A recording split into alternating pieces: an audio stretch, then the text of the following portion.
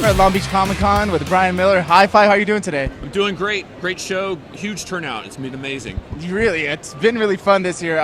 So the one I always love talking about is Justice League 3000. Now, it renumbered. It's 3001 now. That's right. It's another year later, 3001. Could start with a new #1 issue.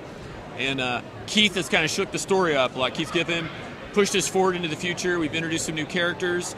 And it's just gotten crazier than it was before. Right? Yeah, I mean, we have a girl Guy Gardner. Yeah, female girl Guy Gardner.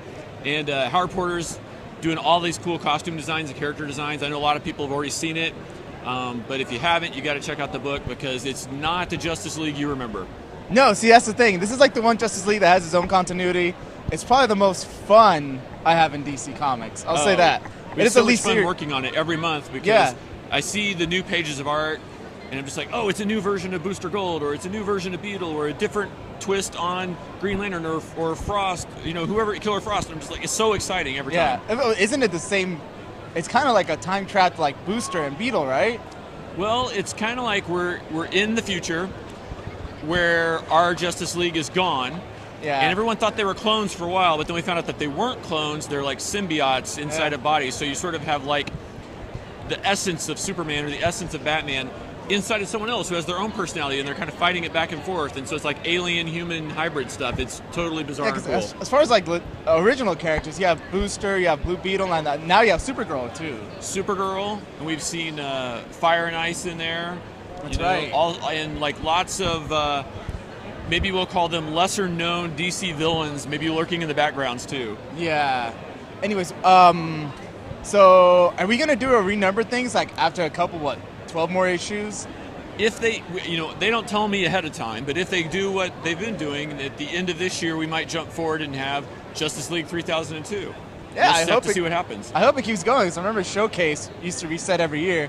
Showcase 93, Showcase 94, Showcase 95. Well, if you're a fan of Keith's writing, Keith Giffen, he doesn't do boring. Exactly. See, I love him. He likes to shake things up. He likes to get you interested in the character and then kill them or twist them or have something crazy happen to them. And it's the same way with the actual book itself. So I think if he has his way, at the end of every year, we're just going to, turn everything on its head. It's really colorful. I really love the colors you do on that book. It really brings out like the fun in it. Well, work as a team. So it's me, plus we have 3 other colors, and we all work together. And I sit down and we like map out like the color idea we want for every issue. And it's a new comic and it's set in the future, but it has sort of like an old school sensibility at the same time. So we want it to be colorful, like sort of like a Silver Age comic book, but at the same time modern. And so it's colorful, but it doesn't look old fashioned at all. I really like it. And like I think last time I talked to you, you said you were working like 10 comic books at a time, or at least the Hi-Fi Academy is. Yeah, we work on a variety of projects. So right now at DC, we've got Starfire, which is an amazing amount of fun, with Emma on art and Jimmy and Amanda on the story and Ray McCarthy on inks. And if you're not reading Starfire, pick it up. It's one of the best new books.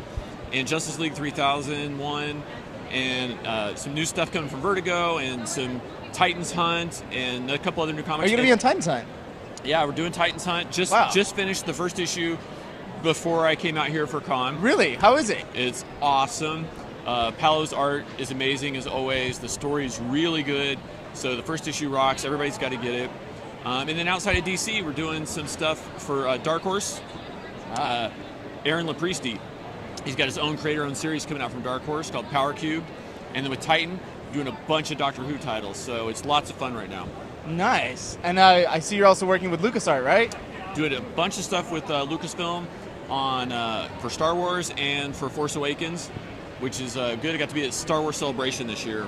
Did you get to go to Celebration? I wish I had. It was great. Amazing. So the whole thing opens with JJ in that panel that everybody's seen on YouTube. Yeah. And then they show the trailer, and it ends with Chewie, we're home.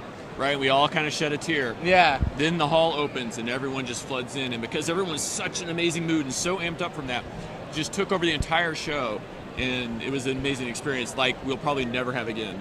Right? Yeah, I think we only had Tiffany who was our only co-host that went. Everybody else, I'm sure she can attest how amazing it was. Yeah, she told us a lot of good things. So we're all psyched for the new movie coming. I think it's in good hands with J.J. Abrams and his team. So do you have any details about the movie?